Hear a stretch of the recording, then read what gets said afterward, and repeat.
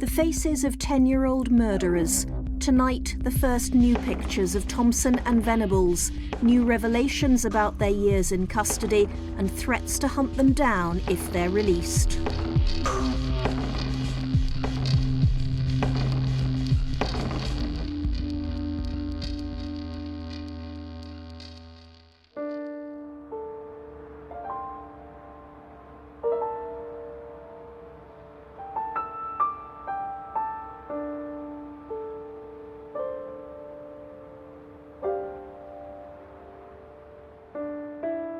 It's 8 years since two 10-year-old boys murdered James Bulger. The anger is still there. I am fully and utterly in favour of doing anything to keep those lunatics, those evil, wicked, vile people into prison, Thompson and Venables. I don't think they have been punished in any shape or form. They have not served a long sentence. They have not been treated like criminals. It's a regular topic on Pete Price's phone-in, and the response is always the same. Hello, Leslie. Hiya, Pete. Hiya, Leslie. What can we do for you? Where do we start, Pete, again? What do we do with them? We keep them locked up for life. Because at the end of the day, it's Ralph and Denise and the rest of their families and friends that are doing a life sentence, not them, Pete. Thank you very much for talking to us, Leslie. Let's go to another call. Hi, Paul. They should have been hung and put in gibbet. Really? You would have hung two little 10-year-old boys? Yeah, well, when they were old enough to appreciate the punishment. So you would have waited till they got older and then hung them? Yeah. So you kept them locked up and then hung them? Yeah. All right, Paul, thank you very much for that. Give us a ring, 0151 472 09. The two killers are now eligible for parole, and Pete Price is among those campaigning to keep them locked up. Public opinion seems firmly on his side. It's a very emotive subject for people of Kirby, and I'm sure for the rest of Liverpool. I can't ever begin to think how two children of that age could actually partake in the evil that they did.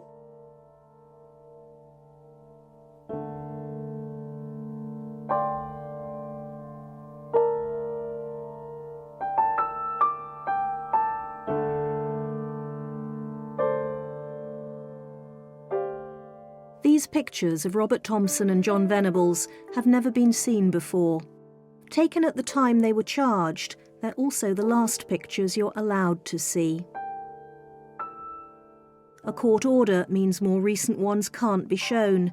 We can't speak to anyone involved in their care or custody, or say where they're held. The legal restrictions mean very little hard information has ever emerged about Thompson and Venables in the last 8 years. Recently, the Lord Chief Justice said they'd made remarkable progress. But how do we know?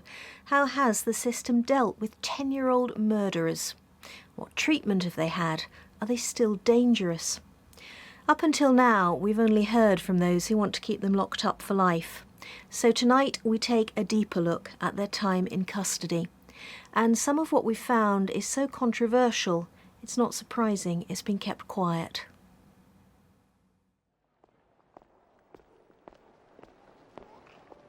The secrecy is in stark contrast to the very public way this case unfolded. We all recognise the images. The Strand shopping centre in Bootle, a young child being led away by two older boys. Police hoped it was just teenagers messing around, and 2-year-old James would be returned safely. Denise, what is your appeal to the public? If you've got me baby, just bring them back.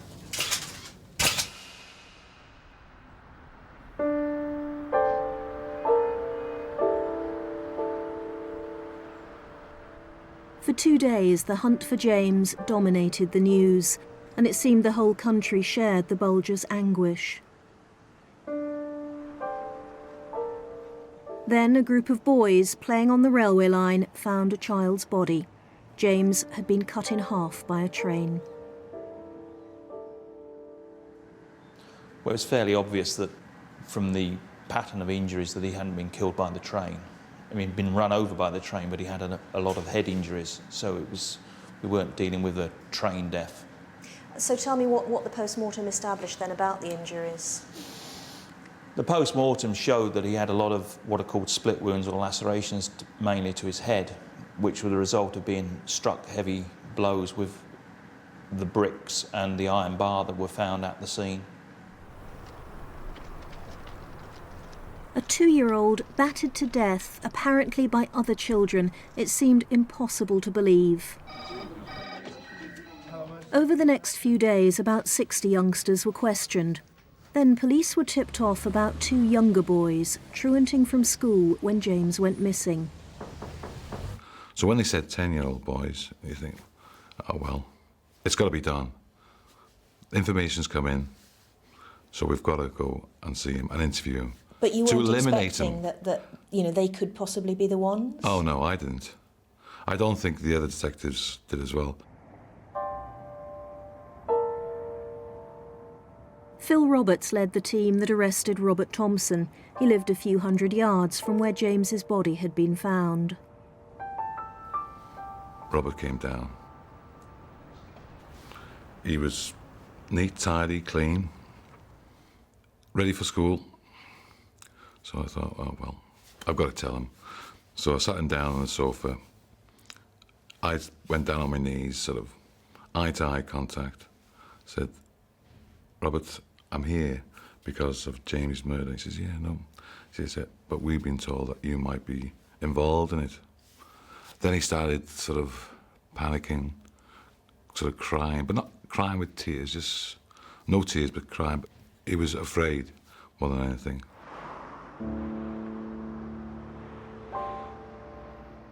Robert was taken to Walton Lane police station. His mother went with him. A couple of miles away, on the Norris Green estate, another team arrested John Venables and took him to Lower Lane police station. The first thing I noticed about John is that he looked far younger than the 10 years that he was in actual fact. He looked like an 8-year-old, little cherubic, angelic-looking face, supported by his mum, who was a nice, polite person. Would never have dreamt that he could be capable of a crime like this. Robert was just remarkably young. That would be the first thing that struck you. He was younger perhaps than anybody you'd ever seen in a custodial setting before, let alone the seriousness of the offence. He was just so small. He was clearly very vulnerable. That's the clearest memory I have of it, just seeing someone so small, so young, in amongst so many adults in such a difficult situation. Gently, gently, police began the questioning, always bearing in mind they were dealing with 10-year-olds. In the second interview, Robert admitted they'd taken James, but blamed it all on his friend John. These are the actual sound tapes of the police interviews. What time was that? When was that? I don't know. So what did John happen? Don't know. He grabbed the baby's hand and just walked around the strand. And then he let him go loose then. Did he? When we were by the church, he let him go. And you were with John then? You shook your head? You shook your head? Yeah. I told him to take him back. You did what? I told him to take him back. You told him to take him back? No, all right, Bobby. No, you're not getting all the blame. We're just asking your son. We're trying to find the truth. We'll make the blame. Wait a minute, Bobby. Listen.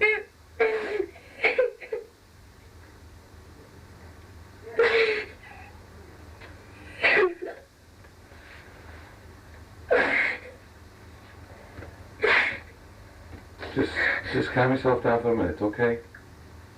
You all right? Yeah. It was like pulling teeth. Everything was coming slowly.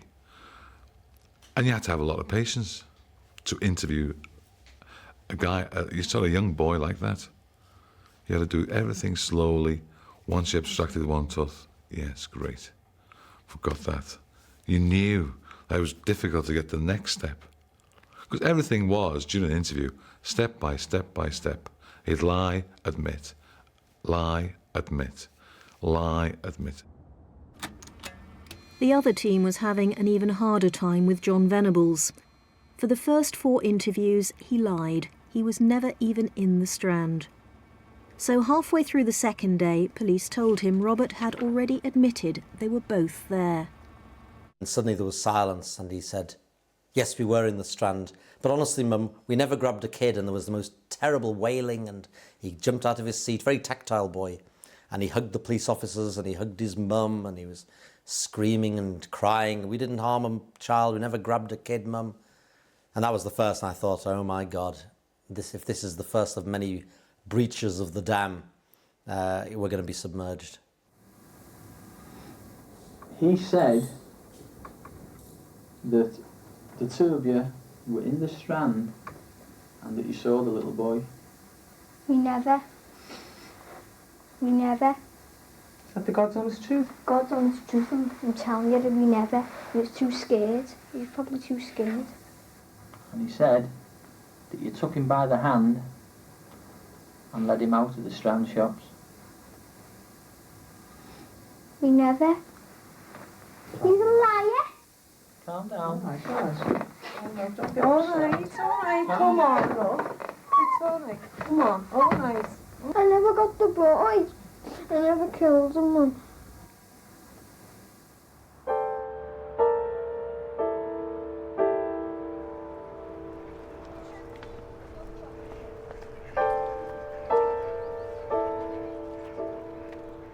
But slowly the appalling truth began to emerge. From the Strand, they'd walked James up to the nearby canal. Robert made the child kneel and look in the water, hoping he'd fall in and drown. And earlier in the day, they'd tried to snatch another young boy, but his mother had caught them just in time.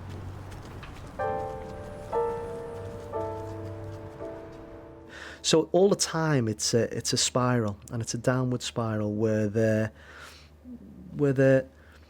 desire to actually increase the severity of their wrongdoing gets higher and higher and higher, and they seem to be at some point on a point of no return. Both boys took equally a leading part in the day's activities. You will see at times where John Venables takes the lead hand and he entices James away. And in other parts, the witnesses indicate, well, Robert is carrying James across the road and John's standing by. More than 30 people saw them dragging James along. The child was crying, his head bleeding, but nobody intervened. And this is where it ended. The railway tracks at Walton. Just a few freight trains rumble through on their way to the docks. Despite 2 days of questioning, neither boy would admit what happened here.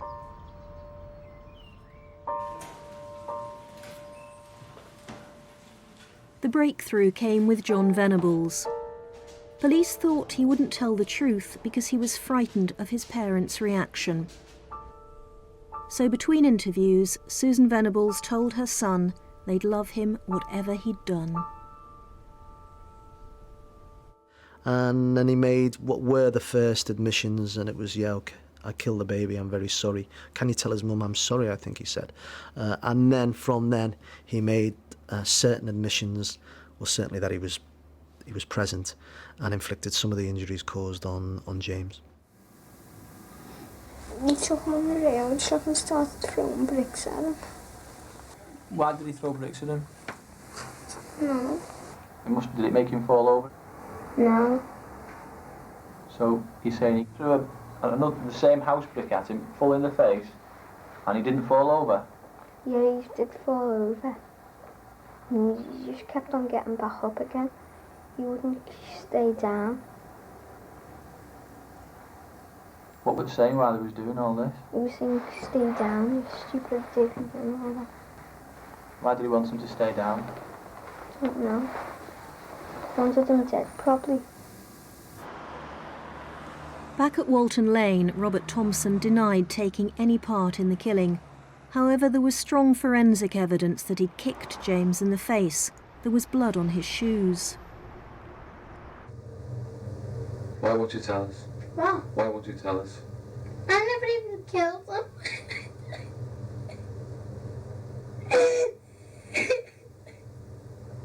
Bobby, What? come on now. I'll be over in a few minutes if you just tell him the truth.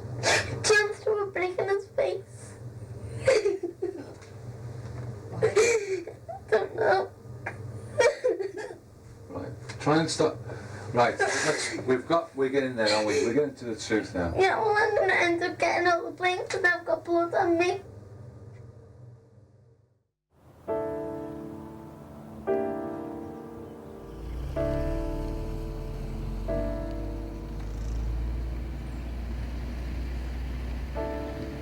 To the public, it was disbelief that two 10-year-old boys had committed a murder. To us, it was relief, and it was dismay, really, that two 10-year-old boys could be so violent towards a young child.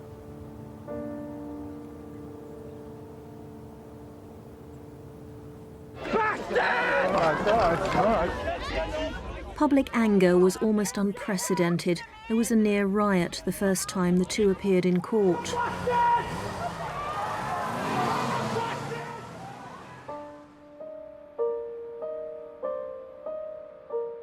Nine months after the killing, a formal Crown Court trial.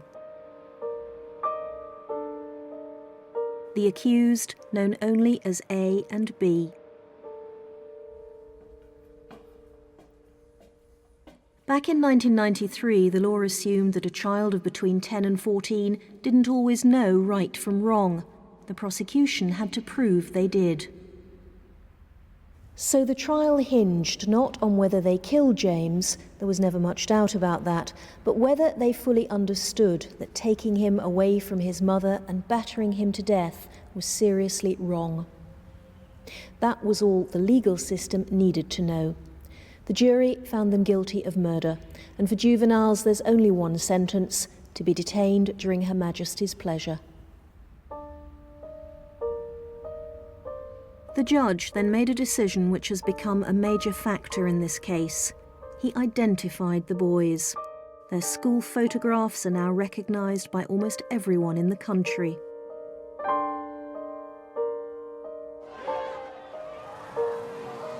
But at the same time, the judge ordered that no details of their future in custody could be revealed. It means Thompson and Venables will always be remembered, but only as murderers. However they've changed, whatever progress they've made, that's been kept secret. St Mary's Church of England Primary School in Liverpool.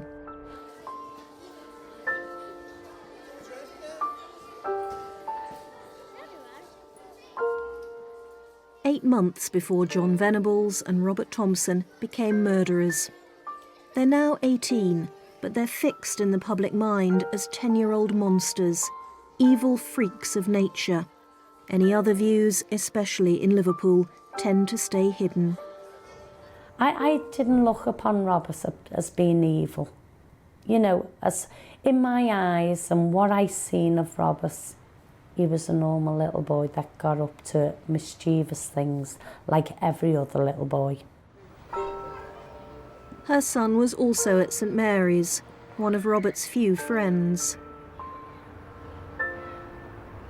Much of the time, the pair of them truanted.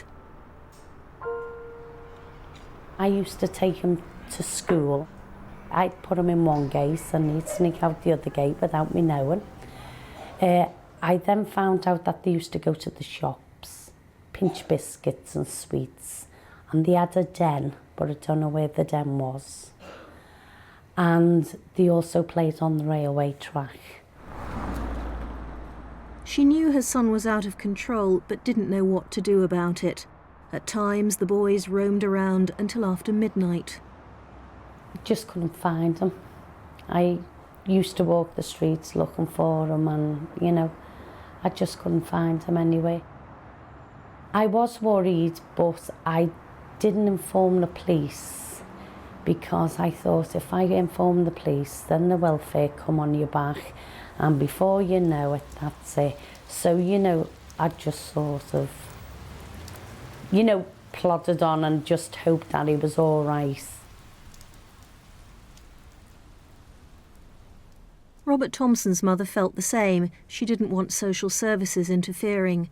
But her son, indeed her whole family, was far from all right. I think ironically that the Roberts family were emerging from a terrible period of chaos, but it was too late for Robert. Robert's father had left the home about 4 years earlier, amid great drama and trauma. His mother was drinking heavily at that time. Robert was the fifth of 6 children, and I think there was quite a lot of bullying going down the ages, and Robert was kind of at the bottom of the pile. It's a family which was desperate for help. It was fragile, it was damaged, it was vulnerable. You have a 10-year-old boy at his primary school with just on half of his education missing because of truant. It was apparent that nothing formally had been done about that.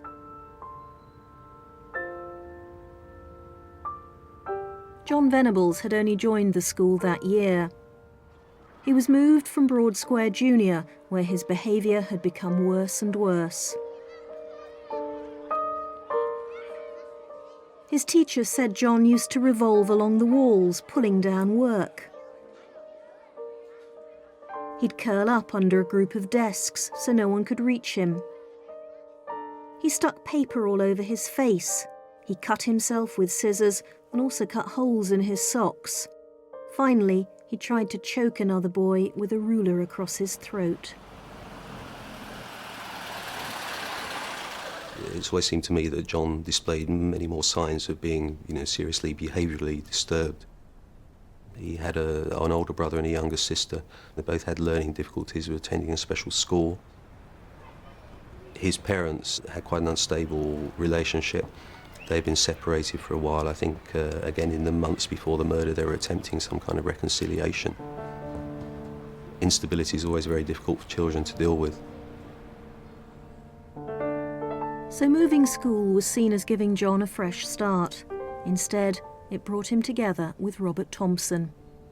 They were 2 small boys from difficult families running wild together, but they appeared no different to countless other children until they murdered James Bulger.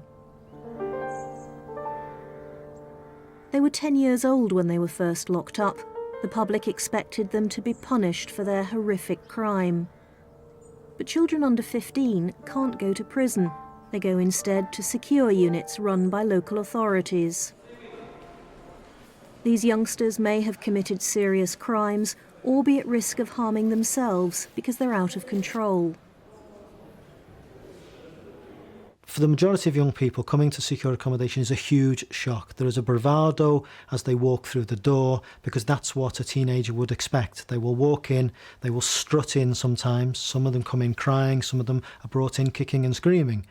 But the reality is that once they're in secure accommodation, they have become quickly aware that the adults are in control of their lives, and that, for the first 4 or 5 days, or indeed longer, can be a huge shock. Often youngsters arrive with very little structure in their lives. They've what I would describe as lived on the margins of society, in the sense that they don't go to school, they're out late at night. The whole kind of day is different from everybody else's day. They've often arrived with very poor health backgrounds, no educational achievement records, and sometimes even as basic as they don't know how to brush their teeth. These are children's homes, not prisons, and the emphasis is on welfare. The days are tightly organised, normal school hours, meals at set times. At night, they're locked in their rooms. There are also regular sessions with psychiatrists to try and change the attitudes and behaviour which led to them getting into trouble.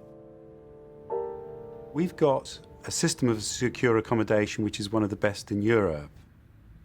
We know we've got effective treatment and we know it works. The outcomes, we can also predict those children who are likely not to benefit and likely to remain at risk in the long term. But for the majority who are amenable to treatment, the outcome is good.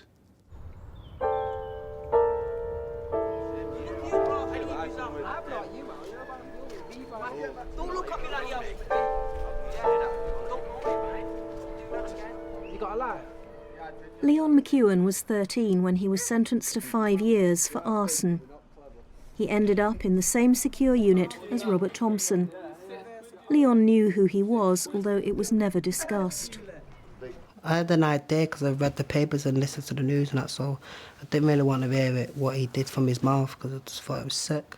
And were you ever there when there were any stories on the news about the killing? Or Yeah, like one time we was all just sat there and it come up on the news. I can't remember what it was about. It showed you his picture, and like, I remember the staff turned it off, and he went like barging into his room, and you could hear him like arguing with the staff. I can't remember what he was saying. He was just swearing at him and stuff like that. we can't say where Thompson or Venables are held for legal reasons, but they're not in any of the units shown in this programme.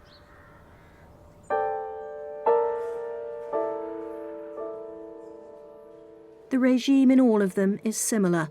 Thompson, like everyone else, has his own room.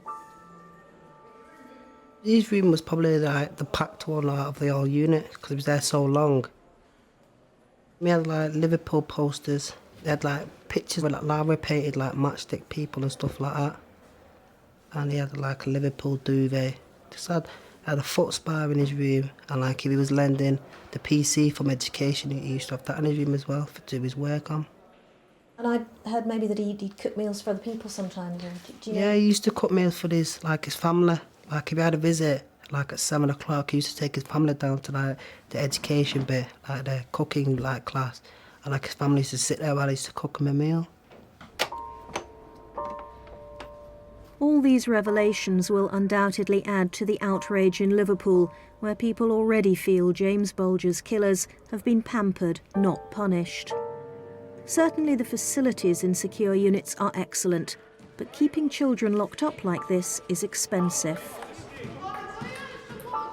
On average, it costs somewhere in the region of £3,000 a week, but I regard that as an investment for the future.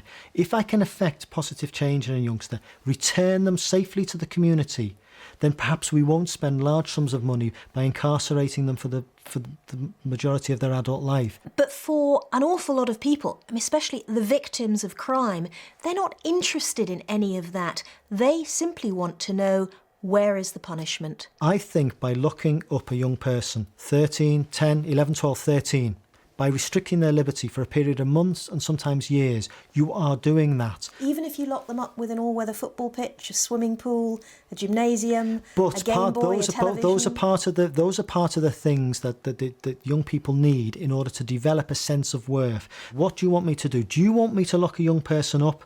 Lock them up in an environment that brutalises them, that actually restricts their liberty in a sense that is negative? Or do you want me to effect positive change so that at the end of the process, young people come out having made progress and change and less likely to commit further offences? So the punishment is being locked up, but even that's not straightforward. Hi, have an evening news? Great, thanks a lot. Recently, public anger's been stoked up again by a number of press stories. Oh, OK, so this is Venables, and it's saying that he's been released several times from his secure unit with his father to go to Old Trafford. And they're saying that he's also allowed out once a week to play football against teams of local schoolboys who don't know his identity. Stories started appearing as soon as it became clear the killers were eligible for parole this summer. Robert Thompson has apparently been to a Manchester shopping centre, but we've discovered he's been shopping quite often. In fact, he's been coming out for years. It's called mobility. Mobility is time out of the secure unit and can take a number of forms. In the unit that I manage, mobility is always supervised by at least one member of my staff team. And that will in a typical young person will start with a small amount of mobility and perhaps build up to more extensive mobility. Its purpose is to prepare young people from moving from a very enclosed, secure environment back into the community, so will take place in the latter stages of their sentence. But according to our research, Robert Thompson got his first taste of freedom little over a year into his sentence. This is Rivington Pike in Lancashire. Early in 1995, Robert came here for a long walk, supervised by staff from the unit. Like all mobility, it had to be specifically approved in advance by the Home Office. And this was just the beginning of regular trips out, which until now have been kept absolutely secret.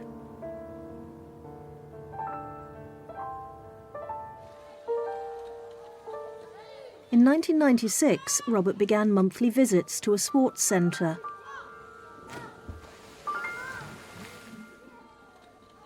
I just used to go swimming with the staff, then come back about 3 hours later. Just used the staff used to say, oh, we went swimming at the McDonald's or whatever. I used to know we went out because like I used to say to the staff, oh, where have you been? He'd say, oh, been to this shopping centre with him, stuff like that. Or to the park with him or wherever.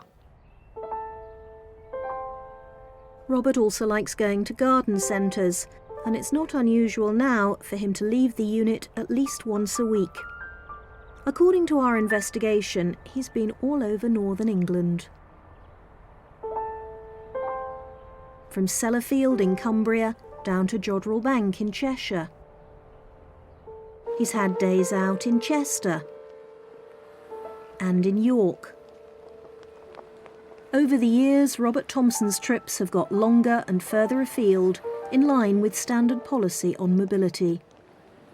Sometimes it can involve simply starting off with perhaps an hour out of the unit and having a walk in a local park, moving up to perhaps going to following some educational type programme where they might go to a local museum to complete work that they've been undertaking education, perhaps to a local shopping centre to buy the clothes that they need from the money that they're allowed. And that's about that's about preparing them for a return into the community. It's about promoting independent skills. It's about allowing them just to handle some kind of money.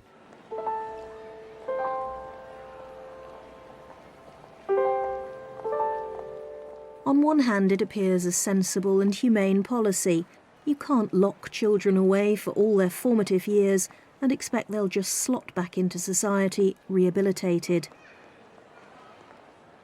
But when those children are James Bulger's murderers, it's not surprising the Home Office won't talk about it.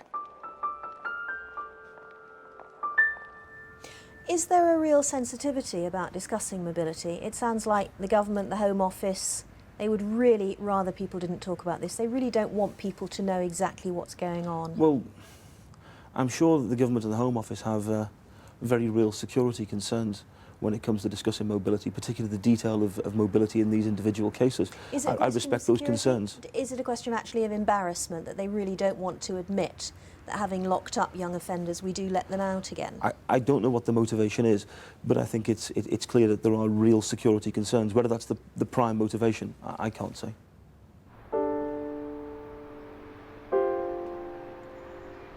In the end, the only justification for this policy of welfare rather than punishment will be, has it worked? How much have Robert Thompson and John Venables changed in the last 8 years? The first progress that I could see was academic, that he was doing very well at school. He was doing well with particularly with his arithmetic, and his English was very good. And you may say that he was a captive audience, as it were. Didn't have the same distractions as a schoolboy at large would have. Robert Thompson has also caught up on his education. We've discovered he's taken GCSEs in English, maths, history, science and textiles, and he's since gone on to pass A-levels. Last year, the Lord Chief Justice said the killers had now served enough time to punish them. They shouldn't be sent to the harsher environment of a young offenders institute, because that would undo all the good work that's changed them almost beyond recognition. in my personal opinion, one adjective to describe him that stands out about him more than perhaps about anybody else. He is a remarkably thoughtful young man for a man of his age. Careful, thoughtful, considerate of other people's feelings, to a degree that is, in my view, exceptional amongst 18-year-old people. But is it time to let them out? We've discovered the Parole Board will meet next week to decide if Robert Thompson and John Venables are still dangerous. If they're released, James Bulger's father has said they'll be hunted down, and people may already be making plans to do just that. Ladies and gentlemen, thank you once again for coming out. I'm angry, and I'm here today because I think they're taking the mickey out of us. You're here with children today. DJ Pete Price is among several well-known Merseysiders who support the Justice for James campaign. The aim is to keep Thompson and Venables locked up. Little bits of information are being fed out. How can they say that these two boys have been punished? They have not been punished in any shape or form yet. And that is what is wrong. At the forefront of the campaign, James's mother, Denise. They've always had the backing of the popular press. That's helped by the fact that another organiser, Chris Johnson, runs a news agency in Liverpool. He's also Denise's press agent. Walk a bit slower. I thought you were going down the aisle. They know time is running out. The killers could be released this summer. The campaign to stop that is picking up pace. They shouldn't be allowed out, should they? They knew what they were doing. 10-year-olds all here now know what's good and what's bad, so they shouldn't be allowed out. Do you not accept that maybe in 8 years and with a lot of professional help they might have changed? No, no. They'll always be bad, won't they? Always. I think justice hasn't been served with them. So I think they need to go in the big jail. Because I think they're being treated with cotton wool at the moment. You can't be giving this example that if you go out and horribly murder a child or somebody, then you'll get the education that you should have got anyway, and then you'll get all of these things set up for you in life to make it easy for you. It shouldn't be about them coming out. I think my main concern is that they probably could still be a danger, and certainly people who commit illegal crimes, at what stage do you believe that they won't reoffend?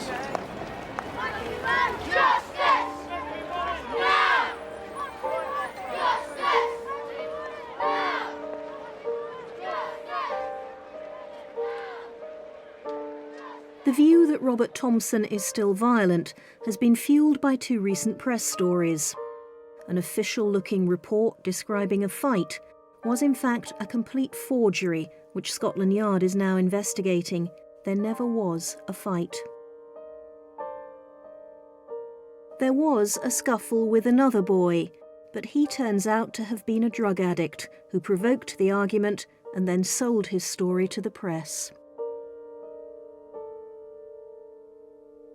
In terms of the press interest, these two boys continue to be demonised, and there is a kind of vengeful mood around the case, which I feel that the newspapers do a lot to stoke.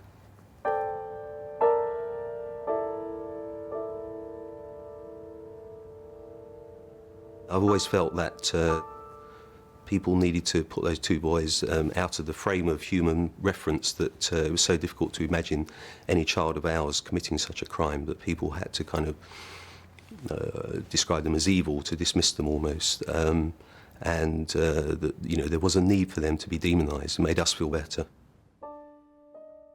There's always been talk that they mutilated James and sexually abused him. After 8 years, those rumours have suddenly been spelled out in the press. The injuries described were absolutely horrific. We checked every detail with the pathologist who did the post-mortem, and none of this is true.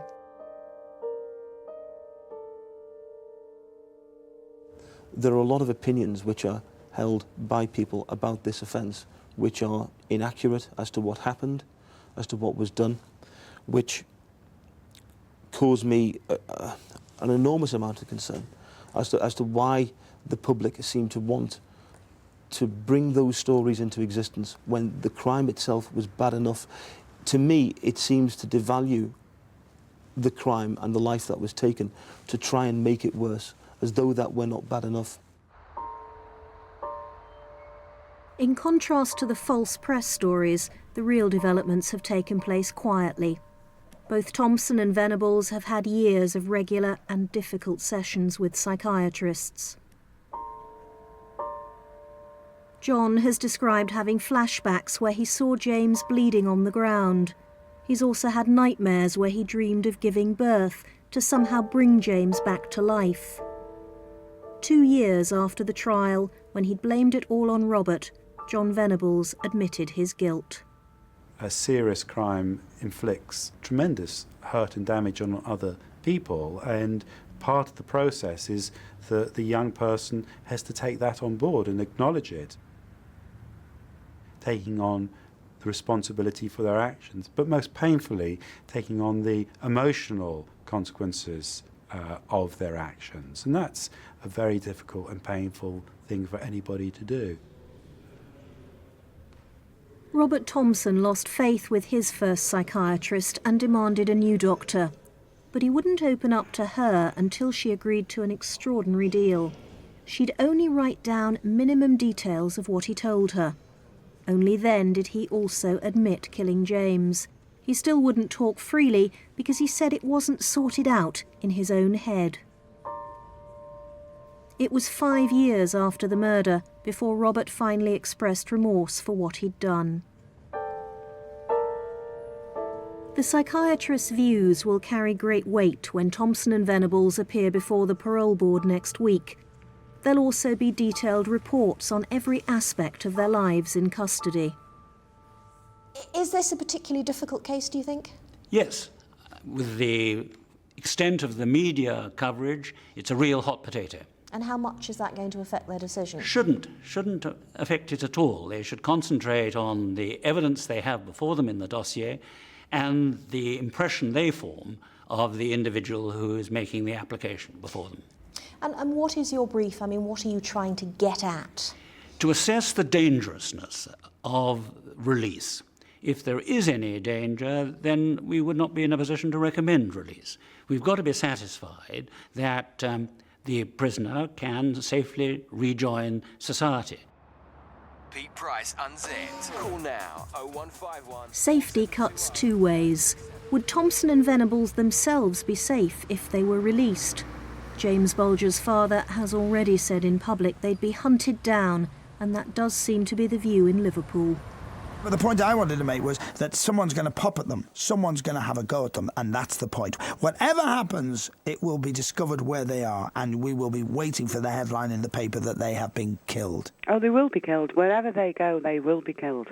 We've got these draconian laws that are protecting these two when they come out, and in fact, the internet will make a nonsense of that.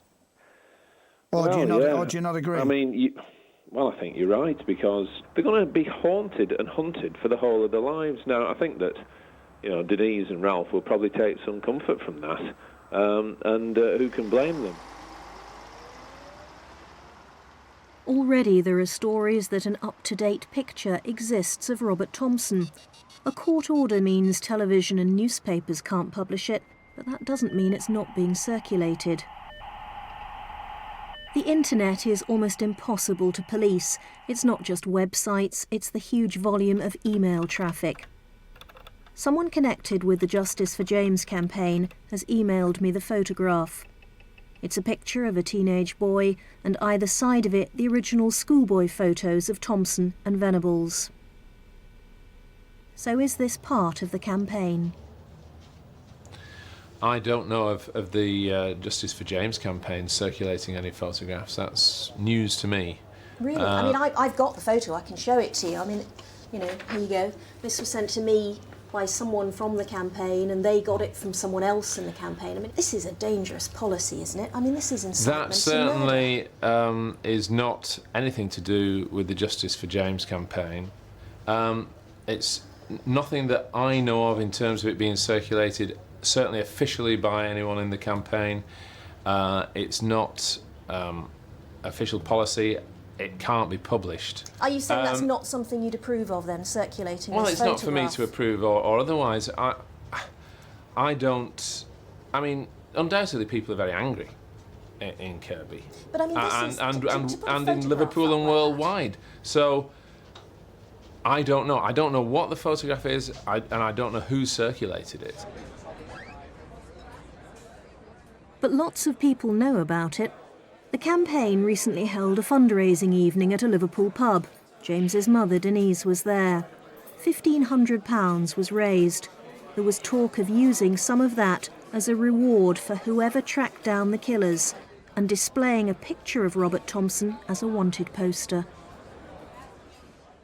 So, I mean, just to clarify, Denise does not want them to be hunted down. She is certainly not encouraging anybody to do that. This photo is, though, isn't I it? think... Well, I don't know anything about that. You've just shown it to me, so it's a mystery to me. Will you be saying to people, look, whatever that photograph is, whether or not it's Thompson, stop circulating it, because it's a dangerous thing to start to do? I would have to say to them that they should not circulate it in Britain. Whether they decided that the internet was so big that it couldn't be stopped is a matter for them. I wouldn't seek to tell people what to do. It certainly wouldn't be done by the Justice for James campaign, and it certainly wouldn't be done in this country. If somebody abroad wanted to do it, then we couldn't stop them.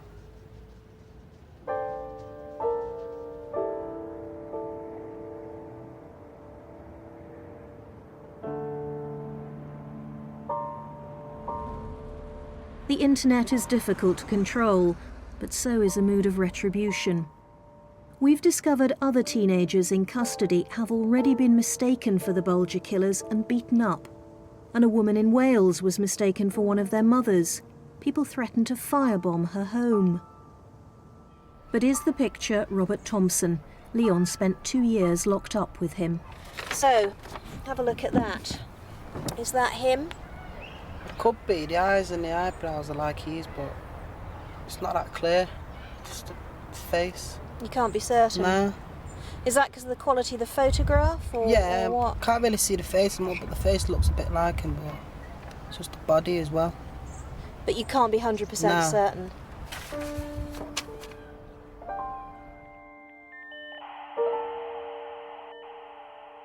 They were 10 years old. James Bulger would be the same age now if they hadn't killed him. Whether his parents can ever forgive, only they can decide. The issue for the legal system is so much simpler. If Thompson and Venables are safe to be released, then it's time to let them out. I'd like to see Roberts again, and ask, I'd like to ask him why and what went wrong, and could he have come to me and told me what he was doing, and I'd talk to Roberts. I wouldn't sort of tell him to go away, because there's a reason for everything, isn't there?